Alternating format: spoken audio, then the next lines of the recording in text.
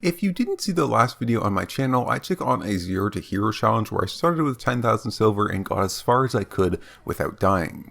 Now in that video I made it all the way up to an 8.3 spear, and so I wanted to try out a new style of solo ganking that I had been theorizing for a while, which is solo ganking with a pest lizard.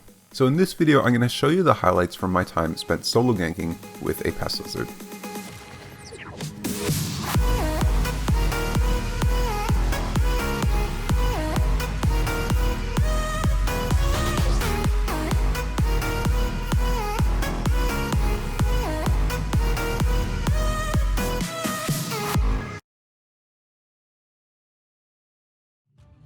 Now before we get into it, just a very quick announcement. If you want to support me and the videos I make, I've created a Patreon where you can pledge a certain amount of money per month to help me out. Now I first and foremost make videos because I enjoy making videos, so please don't feel any obligation to donate or pledge any money. I will be making videos whether or not I get 100 supporters or 0 supporters. This is really just a way for those of you who want to support me extra and who want to buy into getting some cool perks like seeing videos a day early. So if you want to check it out, link to the Patreon is in the description, and thanks ahead of time for anybody who does check it out and subscribes. Now on to the video.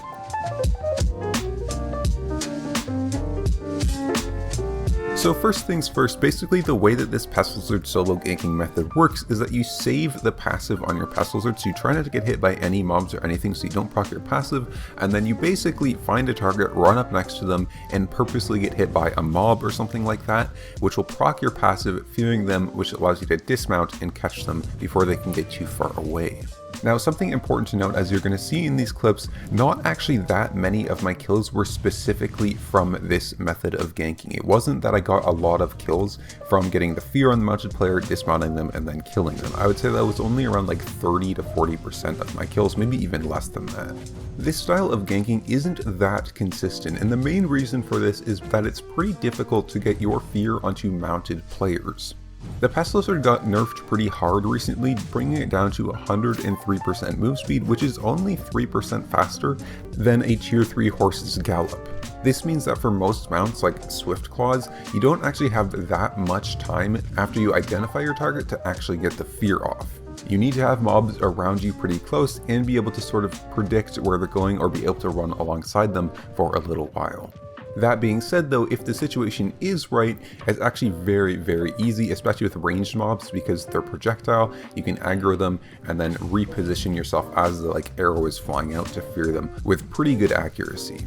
Now despite this not being the most reliable, I actually don't think that really takes away from just the insane strength of this ganking option, because all of the targets that you get with this ganking style are targets that you would not have otherwise gotten with any other style of ganking.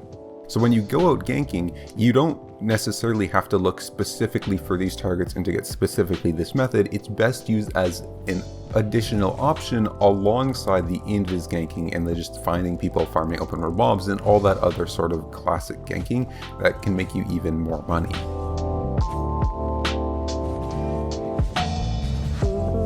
Okay, so one thing that's really important if you want to allow yourself to do this pest lizard ganking is to have the right build. Builds are really important for this style of ganking. So this is the build that I was using for doing the ganking. However, you can use other ones as well. Really, the most important thing is having a Fiend Cowl and the rest of your build having good catch potential on it. The Fiend Cowl is pretty much a must-have to be able to purge enemies after you dismount them and they try to sprint away. And then the rest of your build pretty much needs to be able to catch people right after you get your cooldowns back after you've feared them.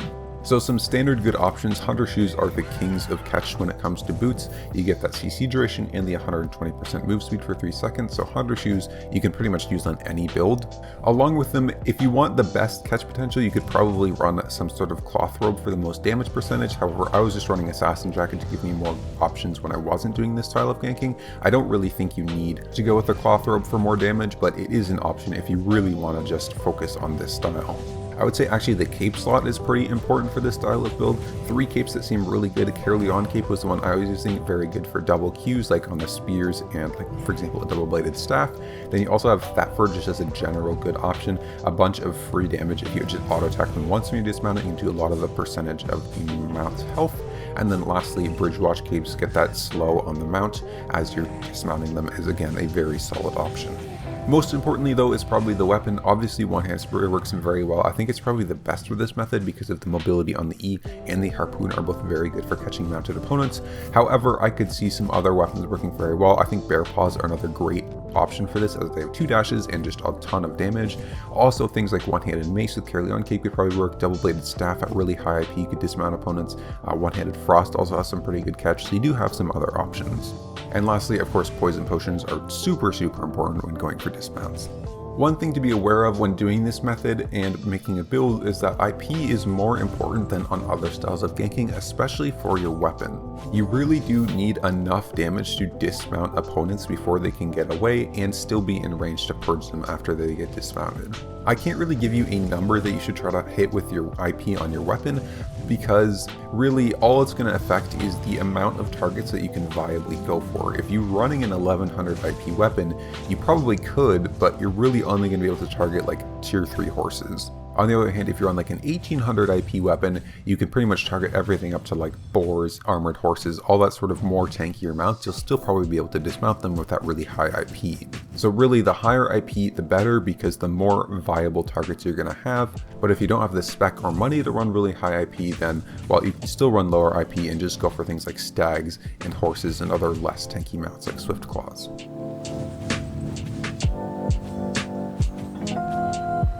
This really brings us nicely into the main weakness of this build, or in this style of ganking, is that it's pretty expensive. As I just mentioned, you need pretty high IP. Pest lizards are like minimum 800k right now, so it can get pretty pricey if you die. That being said, since you're pretty much always going to be mounted unless you're actively ganking somebody, and you're on a pest lizard, which is like a classically a transport carry weight tanky mount that's hard to dismount, you are actually very safe when you're roaming around the open world. So how safe you play it is really up to you. If you do this a lot, I would say by far the most amount of times you're going to die is when you're already dismounted, as pest lizards are so hard to dismount, so that if you mainly stay mounted and choose your targets wisely, you can actually stay pretty safe. When I was doing this, I only had like a couple times that were even remotely close to me dying, and even those I felt pretty safe, and I got over 20 plus kills, made way more than my gear was worth.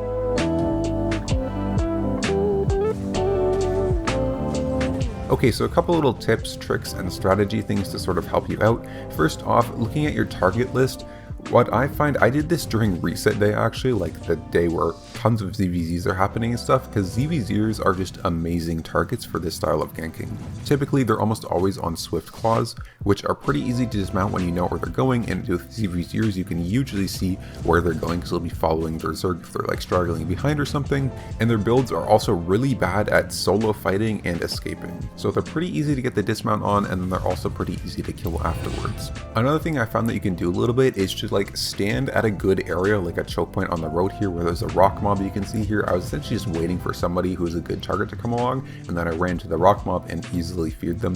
You can essentially just wait at any high traffic areas that have good mobs for you to fear people at and use those instead of sort of going out and trying to find people in the random corners and stuff. Lastly, as I mentioned earlier, don't like go out specifically to do this method, use it as an option. Like I said, the vast majority of my kills were not using this method. They're actually just doing normal invis ganking or finding people in the open world. So use those ganking styles primarily, and then just use this as a sort of extra thing if you find someone gankable who's mounted. Anyways, that's it for this video, guys. I hope you enjoyed it, helped you. Please check out my Patreon if you're willing to help me out, and I will see you in the next video.